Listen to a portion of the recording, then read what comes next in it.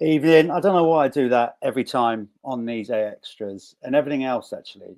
I always look surprised when the screen comes on, so apologies for that. I do this kind of weird Muppet eyebrow look. Something for you lot to all look out for now, I suppose.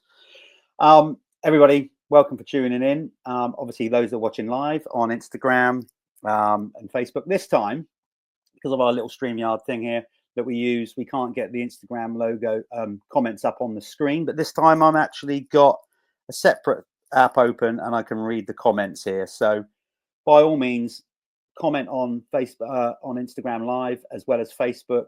Next time we do one of these extras, we'll be going out live on YouTube as well. So we're getting that sorted. Anyway, look, enough about all that. Let's get our guest on, because quite frankly, he's edging towards being a middle-aged parent now, and getting kids to bed more of his priority these days. So let's bring him in. Mr. Tommy Searle. Look, how you doing, mate? Good. How are you? I'm okay. Look, this is what I was typing just a minute ago. It's cheesy, but I kind of quite liked it, because it's kind of what you're about, really. There you go, Tommy Gunn. Remember those days where you used to get called Tommy Gunn? Long time ago. Are you ready to fire on the Triumph for this year? We were just briefly talking about it. Really, I have a good go. I really like the bike. Like, as cheesy as that sounds, cheesy as that headline is, I keep telling people. They keep asking me about the bike, and they said, look, come on now, you're talking to me. You don't have to keep larging it up. And I keep saying, no, it's really good, and it is good. So I feel quite excited. I feel quite good on the bike. Done a bit of riding and that, and I'm quite excited for it all now, to be honest. Now it's coming closer, and I've been doing a bit of riding. It sometimes takes me a little bit to get into something, like when it's a long way away, I'm like, oh, I sort of don't know if I want to go do that. But then once I get into the zone and I switch onto it and I focus for it, then I start getting a bit excited for it all. So now I'm looking forward to it. That's by the way, the first comments are coming in from your other partner. Oh, that's what I was laughing at when I switched on. Yeah, not those two Muppets. Why would you fuck it up? You know, I mean, you're so used to doing these now. I mean, it's not like you haven't spoken to me before. Let's be honest, Tom, you hold that show together, don't you, really? Yeah, all right. I'll put mine on so I can see what they're coming. Let's see what these. Well, so who's responsible for that? Where it says 2 pro, 1 slow? Is that Ed or is that Ed? Yeah. Well, he said, "Good luck, Tom. Don't cock it up." Well, I run his show and built his company up from the ground up. Yeah, that's what I mean. I say, by the way, how's that going with him with regards to the negotiation on him doing the editing? Have you managed to get that not very well? Not very well, if I'm honest. I think he's packed it in. I actually I said to him today, "Are you going to come to Arenacross and film that then?" And he says, "I will come, but I'm not bringing the camera, so no filmer at the minute." What's that? Is that an age thing, or is that just because he's so busy now with Kev?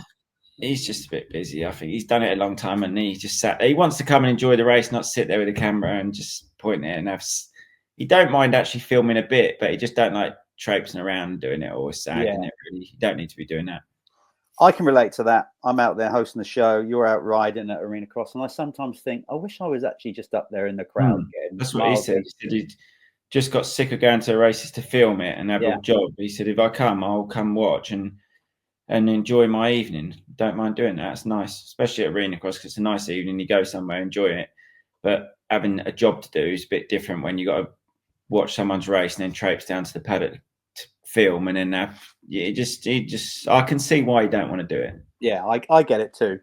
For those of you watching on Facebook, obviously, if you write a comment, I'll see it here in our little studio on the laptop here, and then I can bring that question up onto the screen.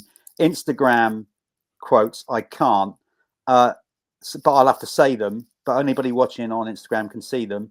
Obviously, Ed's replied there, and you don't pay very well. He says I don't pay very well. He don't pay either. Look, I've got his city top on here, and I ain't got paying for that, so it's a bit of give and take, isn't it? The bromance between you two after all these years, it's literally like a proper relationship, isn't it? It was all fun and games, when you were young, living in America, and now there's like a degree of tension and resentment, like all good marriages. No, we've had our ups and downs throughout the years. No, to be fair, we actually haven't. No. But no, it's good. But yeah, I built his brand and that, so he's happy with that. So Nice plug. So listen, let's talk about what you've been doing in the off season. You know, because you did say about you were, you know, oohing and ahhing about whether you're going to do another year, which is quite right. You know, let's be honest, your career's been fantastic, but none of us are getting any younger. It does get harder. So the Triumph deal, I guess, was not a lifesaver, but that's what basically kept you going for another year, because it's always good when you get a fresh impetus, no matter how long you've been on a brand and you feel good on it. When you do a fresh start, it just gives you that extra little lift again, doesn't it? Yeah, it was. Well, to be honest, I sometimes think to myself, in racing, you go through ups and downs. Like there's times a year I'm like, absolutely love this. Like right now, love it. I was up at Ed's the other day, well, the last 2 times, and he's like, what are you doing up there? It's just foggy, drizzly, and then I'm riding wraps around the Supercross track, and I've had to ask him, it was his mum's birthday on Saturday, and I've had to ask him to come out from the birthday party to sit in the gator to watch me do my laps, then go back down, join the birthday party, and then wash my bike after. He sits there shaking his head, just going, "This is silly. What are you doing this for?" But I generally like it, and there's sometimes where I thought, oh, that's it, and I've had enough. Normally, when I pick up a little niggle, because that really affects me now, the way I don't know. I think I worry about it when I get like an injury. I almost fixate on it. When I was younger, I would have just carried on and wouldn't even think of it. Like it'd be like a little bit of a pain, you just carry on. Whereas now, a little bit of a pain, and I think like, fuck, I need to go up to the hospital, get an MRI on it. Like something's majorly wrong, and it plays on my mind a lot. So when I'm going through something like that, that bugs me a lot, and then I lose it just takes away all the fun from it, and I just think, what am I doing, waking up and the majority of the day thinking about or fixating on an injury that I've got that's barely even an injury, and half the time I have something quite small, and I worry that much, and I know that I'm doing it, overthinking it, and then it becomes something bigger because I'm worried about it.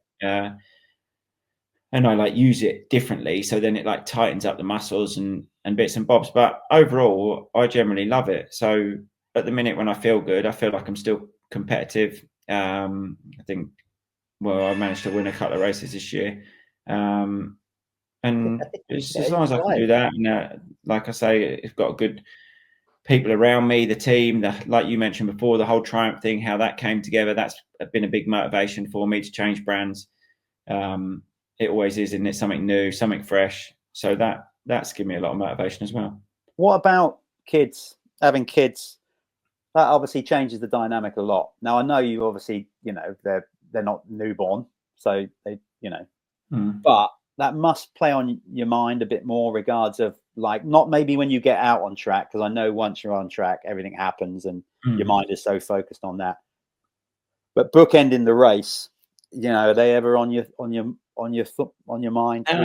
Regards of like, it's always sort of there. Like I sometimes think, now I'm at a track and I'll be up there, and I just think, I've raced for so long that I don't need to almost practice going fast in some ways. Like if it's something dangerous, I just don't do it. Or if I know the days where I need to work on something, and then there's a track that's quite simple, quite safe, then I'll work on my speed on those days, sort of thing. Whereas I do less silly things. Like if I'm not feeling it, I'll calm it down a little bit. And that's, because I'm a bit older, I've got a family and kids.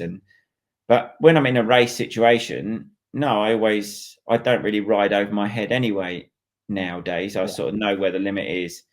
And I try and stay calm and ride within my limits. And I sort of ride a bike now around in a way that I can do it, and I can do it smoothly, and I can carry on. And then I get my speed that way by doing things right, rather than just actually hanging it out like I do when I was younger. So I just ride it in a different manner as such these days. And I'm not quite as strong as I once was, or quite as fit as I once was, purely because you're getting older and you just can't do what you used to do. So and then that makes me have to ride slightly different. I can't just be a madman around a track and just pin it and be loose. You have to ride with a little bit more control, a little bit more reserved, because you have to save that energy somewhat. So it just changes the way you go about things. But in a race situation, no, you got to focus on the race. You know, I'm in that, but just naturally it is there that I know that what's the point of doing something silly also back in the day, it was always like, well, not back in the day, but when I was racing GPs, it was almost, I was fighting for my life almost, like that was everything. I was always trying to get a different ride, and that one result, that one weekend could have shown something, or you was always fighting for a ride, no matter where you was in your career.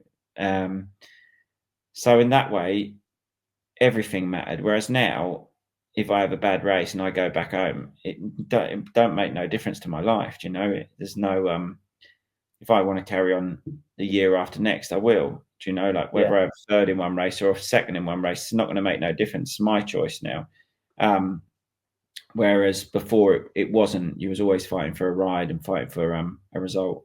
I love the way you say back in the day. See, that just goes to show. See, you're of that age now. You're at the age where you're talking about, well, in my day, things were better, all that, but we won't get into that. Yeah, no, I'm not as back in the day as your day, but obviously not, mate. I've got 20 odd years on you, nearly, have I? Yeah, but it's almost what are we? It's 6 years since I started GP, so that's a long time. It goes quick. It does go. That's why you obviously with the kids and stuff make the most of it. Got some good comments coming in on Instagram, which I'll read some about in a minute. In the meantime, a couple coming in on Facebook. I'll just bring this up because it's a nice little segue into talking about one of your other good friends. There you go. Bruce McFarlane has said, is Tommy ready for Dean Wilson? I guess by that he means racing him, not just ready for him in general with his banter, etc. Yeah, I'm ready for Dean. I am. I think it'd be good. I think Dean would be. Well, when you watch someone, if you put it in perspective, sometimes people underestimate how good Dean is. If you think the last race he done, he, like anyone's had his ups and downs the last few years and goes through periods of time when he feels good and goes through periods of time when he doesn't. It's just like that's what happens when you get a bit older. I think the more technical the track, the better Dean will be. It's quite as simple as that. The bigger the whoops are, the bigger the difference there'll be from him to us. If it very much depends on a track. If you have a track like NEC where they can build stuff big, steep, put something tricky in there and a big set of whoops, Dean will he'll shine just because it comes so naturally to him. Yeah, exactly. If you go to a track that's very soft, like we do a few rounds in Aberdeen, where it's rutty and technical in a different manner, I think he'll struggle on those tracks just because he's blown his knees out that many times that he doesn't like ruts. He struggles and he doesn't have that confidence in those conditions. So I think it's horses for courses, really. He'll be good on some tracks and some will suit him and some won't. But it's nice that he's coming over, really nice. I think it's great. I'm really friendly with Dean. We speak to each other on the phone or on FaceTime a couple of times a week normally. I think it's nice what he's doing for himself to come over and step away from that American, just being in that championship. I think he's worked hard enough and done enough races that he can step away from that and do stuff like this where he can make a bit of money, come race in England, Brazil, wherever he needs to race. I think it's mega that he's made that transition now and then still keeps his toe in America where he can race those races and keep his deals and do whatever he needs to tick the boxes to get paid by his sponsors out there as well. So he's got the best of both worlds, really. Well, I for one am looking forward to the banter throughout the tour.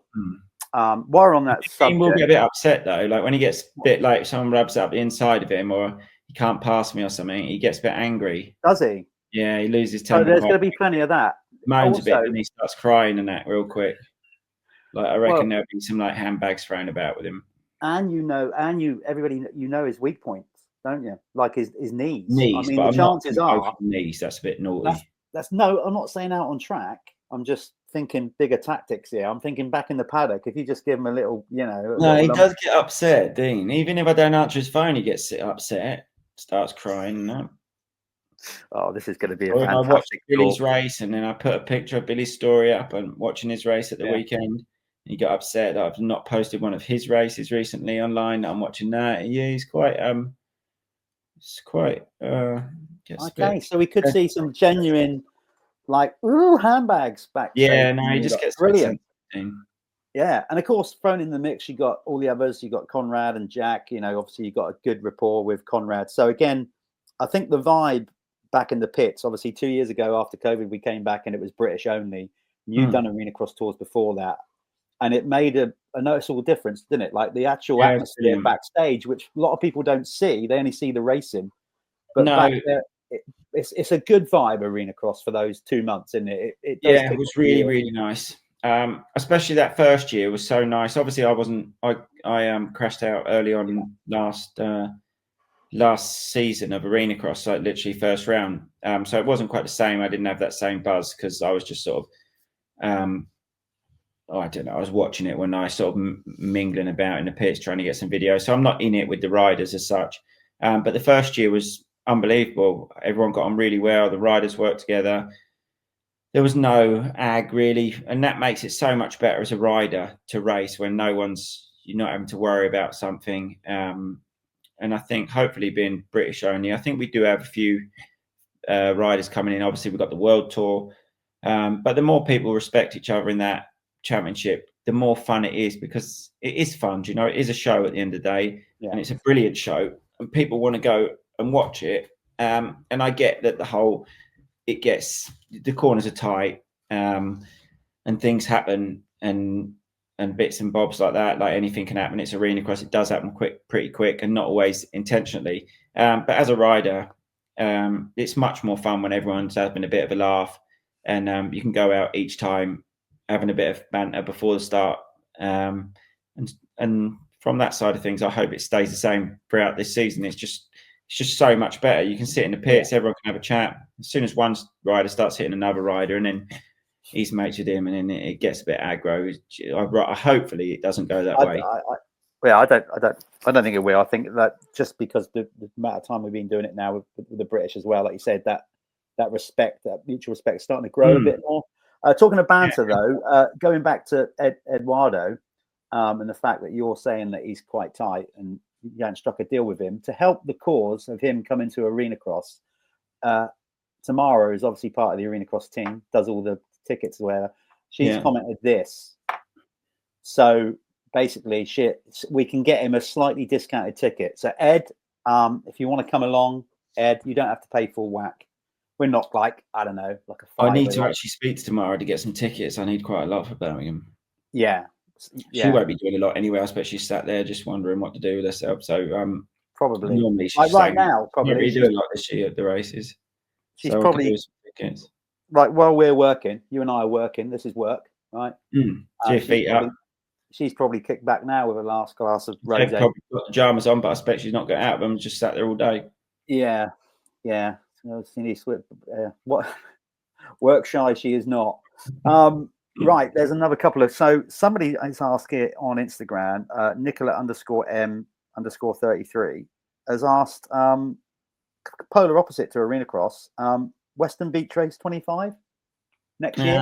I would much prefer arena cross than Western. Put it that way. In the dry, it's nice lights. It's a fun atmosphere. You're not cold. Lots of fans there. Obviously, there's lots of fans at Western as well. But I really do like the vibe at the arena cross and being in the arenas, and I don't know. It's just something about it. It makes it nice. You're in the cities. You stay in the hotel. You cruise the arena. Like you said, you see all the boys that you're racing. It's a real.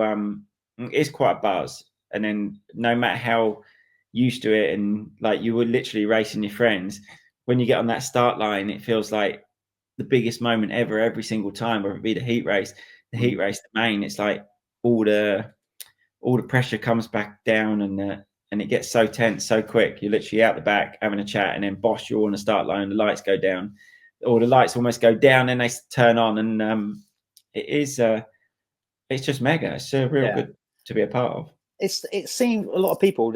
Obviously, it's only over a span of a couple of months, six UK rounds, and then we're off to Abu Dhabi. Doesn't sound a lot, but actually, for me, and I know you'll probably feel the same. You're not, when you get to the end of it, you kind of realised how kind of exhausting it's actually been, because they come thick and fast, really. Although they're not every back-to-back weekends, it's the whole thing is pretty intense, isn't it? It's a lot more intense than motocross. I think as a rider, for me, the reason being is just things can happen very quickly.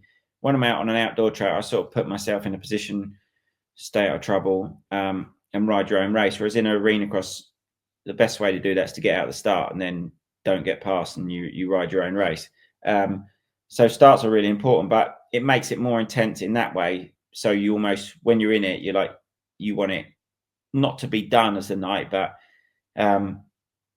it puts more, I don't know, it makes it very tense. And also being in them arenas and being in the smoking in hotels and things, I don't know, it's just something a little bit different about it that makes it feel like quite intense, the series. It's like I say, it's a lot of fun, but it is quite intense. There's a few people commenting on Instagram here about you haven't retired yet, but they're asking that, do you have any regrets? There's a few people that have answered that. Mark Osborne, 24, pretty much done that. I suppose it's too early to say, isn't it? Because you haven't officially wrapped it up yet. Well, my GP career is obviously wrapped up. Regrets on that side of it.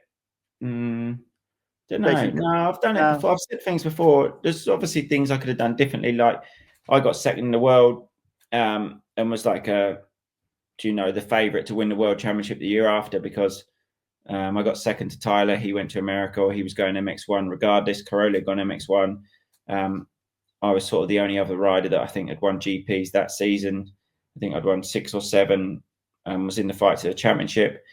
And then my next closest rival was almost not a rival as such that year. It would have been almost like on paper, yeah, he's going to win the world championship. So, but I decided to then go to America. But I had such a good time in America and success out there in the outdoors that it was one of my best memories of racing to say I went to America. So it would have been nice to obviously be world champion, and that could have happened had I not have gone. Because then Marvin Muskin was champion that year. And it was like out of the blue almost. I think the last round of the world championship, I lapped Marvin both races, and he was like generally just there. And then he improved that much over the winter, and then he won the world championship. So nothing's given. And then the only other thing other than that was when I went to MX1, I stayed with the CLS team, which wasn't a factory team, and I sort of thought I could go MX1 and win, or be very competitive on that bike. And I soon found out, or the team sort of fell apart at the same time, about a couple of races in, that I had a lot of offers from factory Kawasaki, from Honda, Yamaha. So I could have sort of chose any team. There was all similar money. And I didn't. I stayed where I was. So if I could have gone back, I would have signed for a factory team, probably Honda, because it was very up and coming at that time. It just had Bob Rousseau and Nagel. But if I'd have signed, that was probably the best career choice if I'd have done that, because then Honda become what it is today very quickly after that year. Whereas when they offered me the contract, it wasn't quite, but they was on that point of making it into that, and I should have done that really. But other than that, I mean, I'm quite happy where I am now, and I wouldn't change anything about where I am and my that career wise. Yeah, in one way that I wouldn't have stayed with a satellite team. When I'd gone to the 450s, I would have gone to a factory team. It's been a good career, mate. Let's be honest. You've been a most successful rider for the last decade or more. So yeah, and you're still going strong. Somebody's Marky P46 has asked a question, which I'm sure you're going to say yes to. I mean, why wouldn't you? He said, "Hi Tommy, can you win on the 250?" Well, you wouldn't be in it, would you, if you're not going to win it? Yeah, I'd like to think not. I honestly love the 250 I'm on. Like, I just can't say enough good things about the Triumph. I've rode it. So on the first time I went on it, it's so good. Like the front end on it, the feel, the engine. And then I went to Spain. I've done a little bit of riding on it. I think it's got like 13 hours on the hour meter now. So I've not been like a lot. That's since we got on the bikes after last year. So I've not been like mad on it. I went to Spain, I don't know, over a week ago. But I've done a day out there. I've done a couple of days at Ed's. Then Evotech done a race engine. They got that. That's good. I'm happy with that. I've done some starts the other day, and I think I can even whole shot against the 450s on it. I really do. I might be. Well, after night one, I might come back and say I was a bit optimistic there. But, but it's fine. I really do. They're different. The way you go off the start on a grid, Mm. you can be really aggressive on a 4, and then when you hit the dirt, you can still be aggressive. We're on a 450. If I watched a lot of Arenacross starts, everyone's up and down, up and down. So you're on the throttle, then you're off the throttle because the front comes up, then you go sideways. Whereas at 250, I feel it's a much more consistent drive off the gate. So I'm hoping I can be good off the start. And I think again, it'll be a little bit track dependent. If it's a real short start, I qualify well, which I'm sure I'll do, and I get an inside gate pick, that and make it a lot easier. If it's a long start, like when they don't bring as much dirt in, you have a straight for the start straight, might be a little bit difficult. But with the short indoor starts and the ground being quite hard and quite compact, I think I'll be all right. Yeah, and why not? Brian Sue come, didn't he? Do you remember when Brian Sue came over? He won everything for 250. No, you shouldn't have said that. I'll tell you why, because I was just going to say you're in a win-win situation, because if you obviously go and storm it on a 250, oh, you're legend. If you don't, you've got a legitimate excuse. But now you've got to mention 250. No one in the world will win on that. Impossible. You've just got to mention Brian Hasu, and he won on the 250. I can always be top 250 because I think I'm the only one out there. Yeah, as did Subaras. So you maybe shouldn't have mentioned that. Look, let's wrap this. Let's wrap it up with a couple of questions on, because we're going to be speaking with you throughout the tour. So I don't want to go too into detail because there'll be loads of chat throughout the tour. This is Krista's MX16. Good question. We were talking about Dean earlier on. Who's going to win the Tommy versus Wilson AX vlog off? Me. I'm way better at vlogs. Yeah. He does it all off his mobile phone, doesn't he? He's that tight. He don't even have a camera. No, I'm not even joking. He uses it off his mobile. He does a good production, but it's not as polished as mine now. Yeah, well, you've become an editor now. I mean, now. Yeah, I said that when I was waiting for you on it. I was editing my Christmas special. Oh, Christmas special. When I was with Bill. When I listen to Dean's, he's 1 minute I had to turn the sound down, the next minute the bike comes on, and then he blows my TV speakers on. I wouldn't do that to people. I level the sound straight out. Yeah. Okay. Well, this is good. Well, it will make vlogs better. Having the pair of us there. I'm looking forward. That's crying and that when I beat him, it'll be good to get. Well, I think that's open to a matter of opinion. I'm quite excited about the Christmas special. It's like Gavin and Stacey. Yeah, it's actually really good.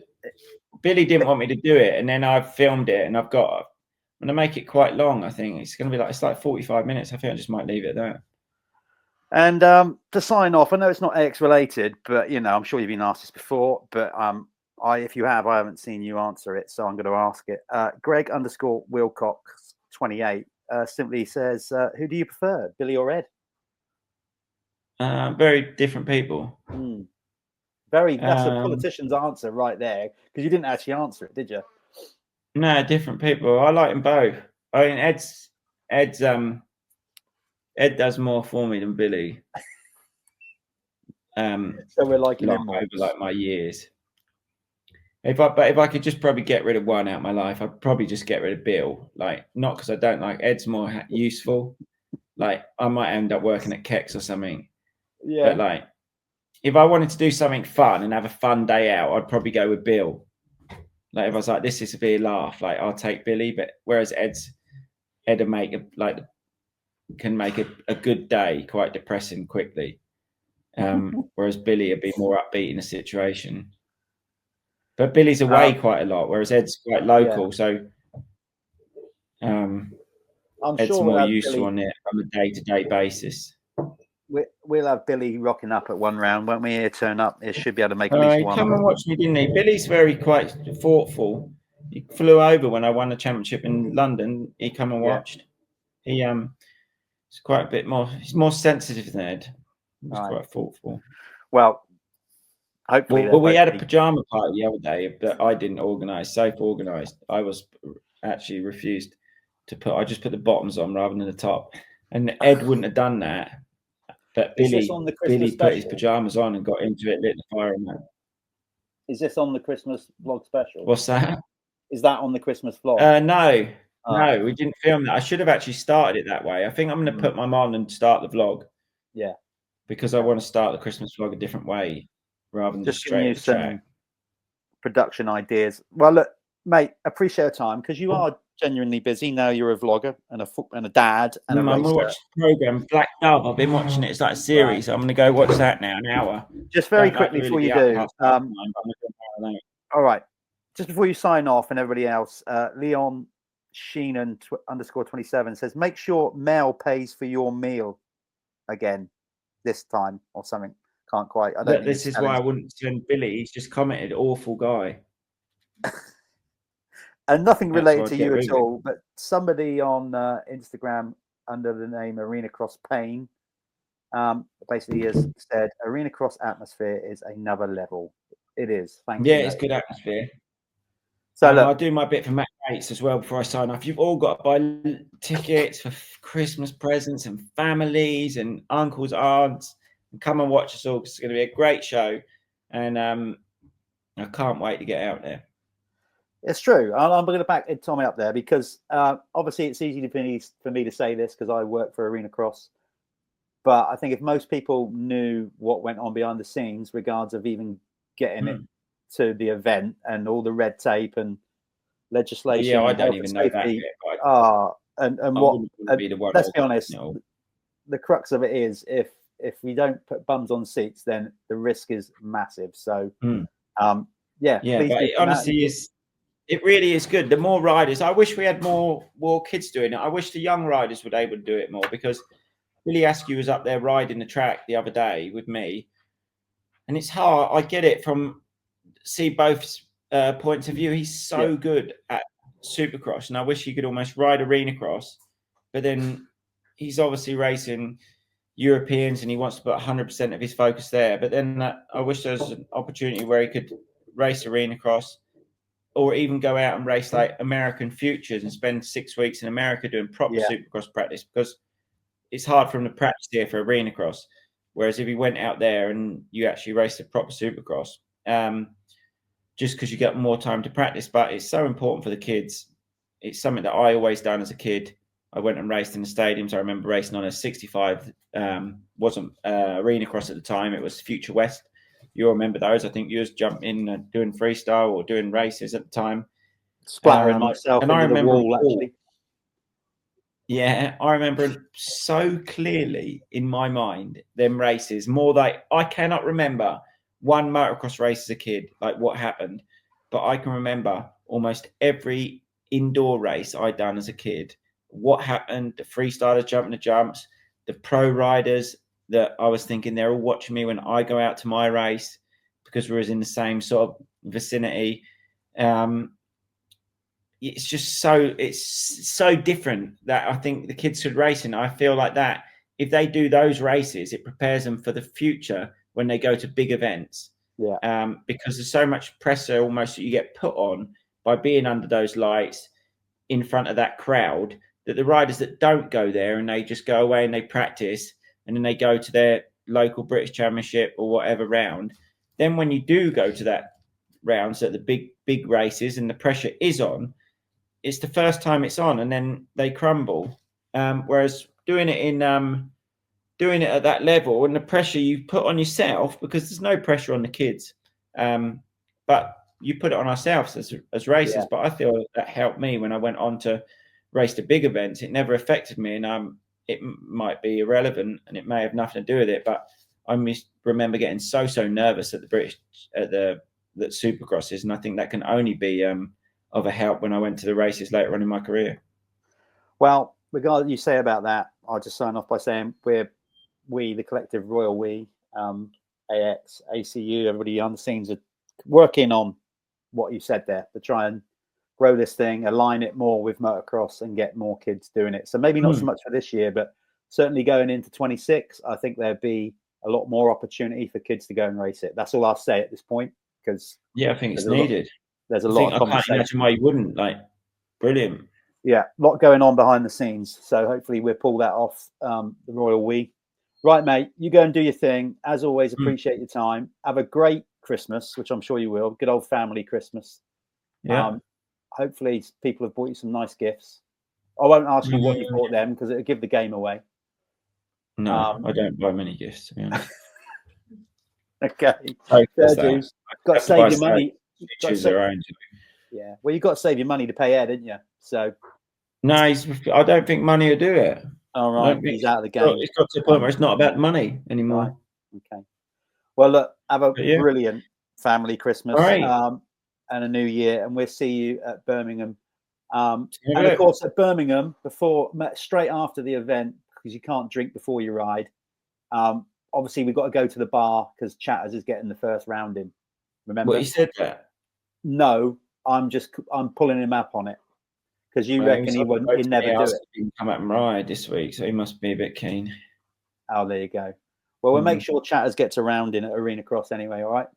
All right. Well, thank you, Jeff. We'll see you soon. Good Christmas. There's Tommy. He's off. Everybody, thanks for watching. Obviously, always a lot of fun talking to Tommy. He's way more drier and sarcastic than people realise. That's coming out more in his vlogs these days, of course. Thanks for tuning in for the extra. We're going to be doing plenty of these. Going to try and do a few more of these leading up to the opening round at Birmingham on January the 4th. We're also going to do quite a few as the tour goes on. And fingers crossed, I'm going to call it right now. We're going to look to try and do between Christmas and the New Year's Eve. We're going to try and do a little. I've done it before on what used to be my Dirty Talk show on Dirt Hub. We're going to do a Christmas quiz. We're going to do a quiz, like a big fat quiz of the year. So we're going to get some Arenacross riders and staff on. We'll let you know what date that is, and we're going to actually do a quiz on here that you lot can obviously join in. And you can mark your scores, and we kind of do it like that. We've done some before, so we're going to do it, but it's a bit more of an AX special, okay? So we're going to be doing that sometime between Christmas and New Year's Eve, all right? And that's it for now. We'll sign off. We've got another couple of these coming this week. I can't remember when. I do know that we're doing another one on Sunday at 7 p.m. this Sunday, 7 p.m. UK time. With all the Apico team boys. That's with the team manager Dylan Brown, Tom Grimshaw, and Martin Barr. So we're going to be getting them on Sunday night at 7 p.m. live on Instagram and Facebook, and hopefully YouTube as well. So don't miss that. I think we're going to try and do another one of these on Friday, but just keep following the socials, our social media, and we'll post up when we're going live again. Right, that's me done. It's been a long day. I'm not going to lie. I am going to go for a real nice Speyside Scotch whiskey now, because it's been one hell of a day. Right. So everybody, I'm not, if I do see you before, well, I'm going to see you before Christmas. So anyway, enough waffling on. I'm going to go and get mildly drunk. Right. Have a good evening, everybody. We'll see you again soon. Thanks for watching.